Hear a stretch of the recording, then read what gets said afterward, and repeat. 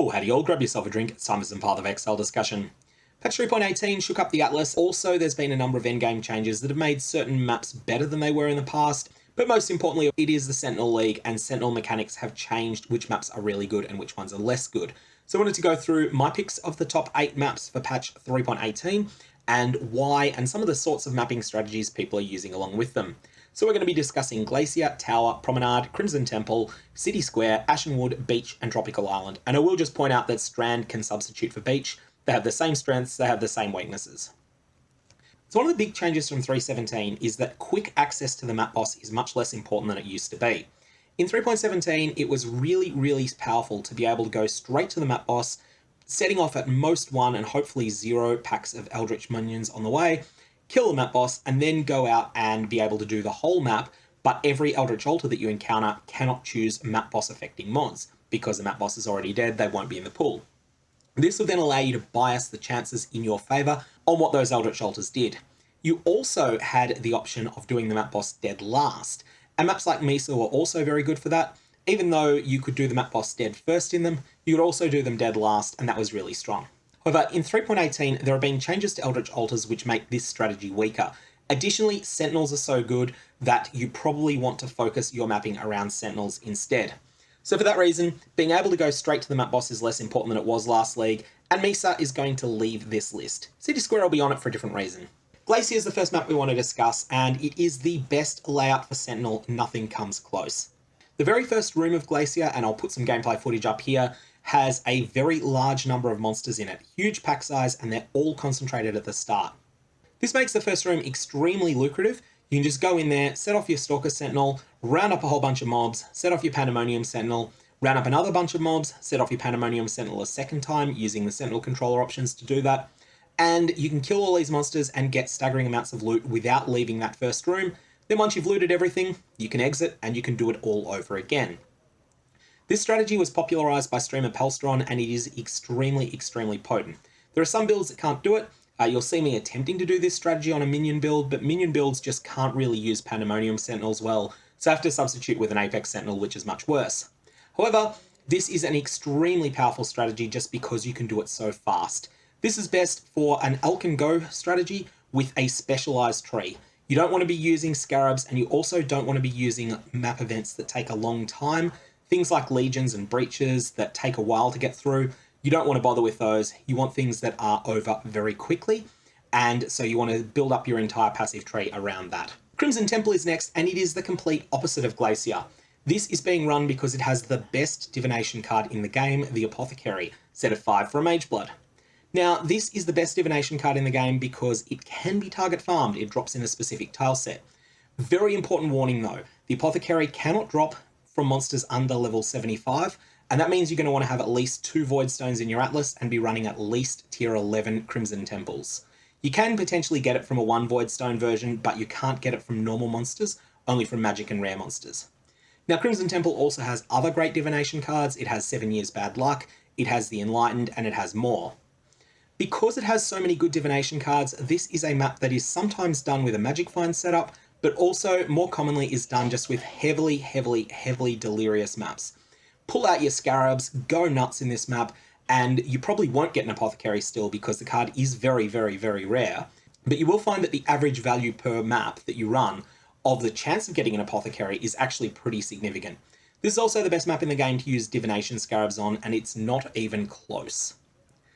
Tower is going to come next, and again, this is because there's a good divination card, but also a good general layout. You've got the Nurse, which is one of the Headhunter divination cards. You've got an adequate secondary divination card in Home, which was added in 3.18. This is cheaper and rarer than the Nurse, but still adds some decent value to every map. Home also drops in a bunch of other maps, including City Square, which we'll get to later.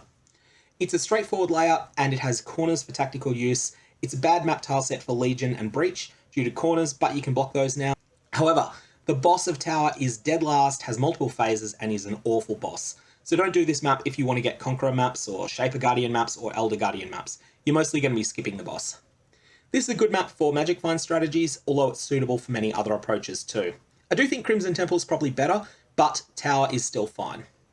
Promenade is next, and it is very similar to Tower, but it's more outdoorsy, and so it works with those Breaches and Legions. It's a Tower-esque layout, but It has amazing divination cards, it has the Patient, which is another one of the Headhunter cards, and it's got Dying Anguish. Not as good as Crimson Temple for divination cards, but not all that far behind. The boss is completely trivial once you've had a bit of experience with the map and know what to expect, and also once you know that multiple projectiles is pretty dangerous on this boss. Basically, this map is tower but better. Dying Anguish is cheaper than home, but seems to be about 20 times as common in my experience, and so you will get quite a bunch of sets of this while you're farming there. I do think this is one of the best maps in the game for a magic find strategy, and I particularly like it in conjunction with Polished Breach and Polished Divination Scarabs, or maybe Rusted Divination Scarabs, because you will get some value out of those Patient cards and Dying Anguishes, but sell your Gilded and your Winged Divination Scarabs off to people who are running Crimson Temple 100% Delirious maps, because they'll get more value from them than you will. City Square is next. Now, Apex Sentinel strategies are not meta. Apex Sentinels are a bit better than most people think, but they are definitely weaker than Pandemonium Sentinels. However, there are builds that can't use Pandemonium Sentinels effectively, and I'm playing one. I'm playing a minion build. So if you're in this situation, Apex Sentinels are definitely good enough, and City Square is the very best map for them. It has 3 bosses that are individually quite dangerous, but quite predictable as well, and also it's able to accept the Twin modifier. But most important of all, it has a predictable boss location. It's been my experience that Apex Sentinels drop more Recombinators than any of the other Sentinel types, and so if you're wanting to get yourself some Recombinators, you may want to consider running City Square maps and just simply popping the Apex Sentinel when you get to the boss and beating down those bosses. They'll take a little while, they'll be tanky, they'll be tough, but you will find that every time you get a Sentinel reward icon over their heads, you'll be getting paid off reasonably well. It's not rare to see 2 Recombinators drop from the boss here, although more commonly you'll get 1. And of course, that does require you to take all of the investment on the Sentinel controller that increases your chances of getting Sentinel rewards. Ashen Wood is next. Ashen Wood substitutes well for Glacier. It has the same strengths in that there's a lot of monsters quite near the start and that it works well with Pandemonium Sentinel. It doesn't work as well with Pandemonium Sentinel as Glacier does, and that's why Glacier is the best of the maps probably for this league. But the boss is also very early in the map, and so you can use the Glacier strategy, but slightly adapt it to also be killing the map boss, and this will help you get Conqueror maps, Elder Guardian maps, Shaper Guardian maps, and Synthesis Unique maps. It's also a very rare drop, but you will find the excellent divination card, the Scout, here. A set of 8 Scouts will grant you 7 Exalted Orbs, so each card that you get is almost worth an Exalted Orb. Beach comes next. Now, all the points that I'm going to make about Beach apply to Strand as well, but Beach just looks better. If you prefer the Dark Tile set, then do Strand instead. They have the same strengths, they have the same weaknesses. Now, like Ashen Wood, this map is an adequate substitute for Glacier. You can round up lots of monsters, set off a Pandemonium Sentinel with minimal obstruction. It just takes a little bit longer to set up than it does in Glacier, and you'll find that sometimes you'll be 5 or 10 mobs short of maximizing your Pandemonium Sentinel. Beach has no amazing divination cards, people run it for its layout. But one thing that's really nice about Beach, because you are going to probably run the whole map every time you go in there, you'll find that you'll come across all of the altars, and the same applies for Strand. In fact, for Strand, if you want to get to the map boss, you have to run through all of the map. This means that you'll probably find all of the Eater of Worlds or Searing Exarch altars in the zone, and you'll be able to make progress towards your challenges at the same time as finding loot. Tropical Island is next. Now, Tropical Island is similar in layout to Strand and Beach, but just a little bit worse. However, Delirium is on the map device. Tropical Island is the best map in the game for Delirium mirror encounters. And so if you're willing to set up your Atlas around Delirium, then Tropical Island will definitely pay you off. However, you will need a very powerful character in order to do this effectively. Additionally, Chaos Orbs are very cheap this league. You can get yourself about 180 Chaos Orbs for a single Exalt at the time I'm recording this video, and that's enough to fund 11 uses of the Delirium craft on the map device. That means that you can get tremendous value out of running these Tropical Island maps, loot a bunch of Delirium-specific rewards, which you can then go and trade to other players who are running different types of strategies but want things like your Delirium Orbs. This is best for very, very powerful characters and a Delirium-oriented passive tree.